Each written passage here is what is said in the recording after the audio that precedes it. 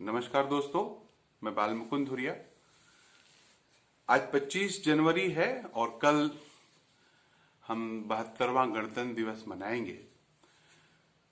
देश के भीतर सुनियोजित तरीके से, संवैधानिक तरीके से देश को चलते हुए 72 साल हो गया। कल पहले हम लोग याद है जब गणतंत्र दिवस आता था तो बड़ी खुशी होती थी, उत्साह होता था और झंडारोहण से लेकर दिल्ली की झांकी टीवी पे देखा जाए। वहां जाने का इत्तेफाक तो नहीं होता था, लेकिन टीवी पे देख के एक उत्साहित होता था मन और गर्व महसूस होता था।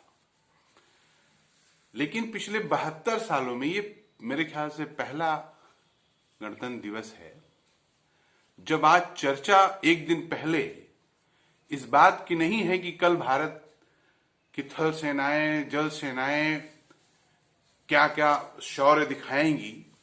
चर्चा इस बात पे नहीं है कि कौन सा विदेशी मेहमान आ रहा है। चर्चा इस बात की नहीं है कि किस देश की झांकी कैसे गुजरेगी। पूरे देश में चर्चा इस बात की है कि 61-62 दिनों से आंदोलन कर रहे किसान कल ट्रैक्टर रैली निकालेंगे पैरेलल।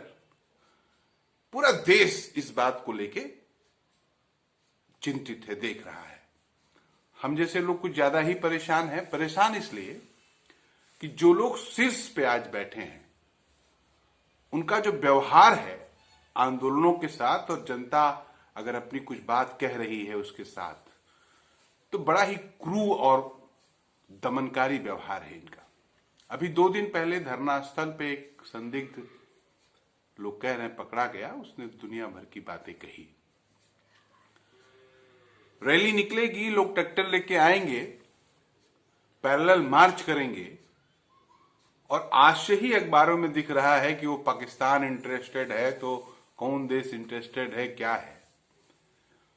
तो इससे एक संभावना बनती है कि किसान अपनी बात तो बेचारा कहने आ रहा है, कहने जा रहा है, एक स्टेप किसान ने लिया है, लेकिन किसानों की समस्याओं पे आज 2 महीने से ज्यादा हो गया। उनकी समस्याओं का हल निकालने के बजाय सरकार जिस तरह से तारीख पे तारीख देकर तिकड़म कर रही है, और हम कानून वापस नहीं लेंगे, तुम्हारा जो करना है तुमको कर लो और तुमको ठीक कर देंगे। किसानों के आंदोलन को बदनाम करने का जितना भी इनके पास क्षमता और ताकत थी, खालिस्तानी से लेके माओइस्ट से लेके बाहरी फंडिंग से लेके पिज्जा और बर्गर तक का सारा खेल इन्होंने कर लिया। तो कहीं कल कोई साजिश फिर सरकार ना कर दे, इस बात को लेकर मन बहुत चिंतित है। क्योंकि अभी हिंदुस्तान के किसानों के ऊपर हिंदुस्तान की फौज, हिंदुस्तान की पुलिस हमलावर हो जाए, पीटने लगे, ये बड़े पैमाने पे नहीं देखा गया है। कुछ कैनन, कुछ आंसू गैस के गोले देखे गए हैं, लेकिन कल एक बैटल की स्थिति सरकार बना सकती है, एक तरफा लड़ाई की स्थिति सरकार बना सकती है कि सरकार के भीतर के ही कुछ अराजक तत्व अराजकता करें और उसी अराजकता को बहाना बनाकर किसान इस आंदोलन के ऊपर, किसानों के इस आंदोलन के ऊपर सरकार आर्म्ड दमन करे। इसकी एक संभावना है। और दोस्तों, हम चिंतित हैं इस बात को लेके।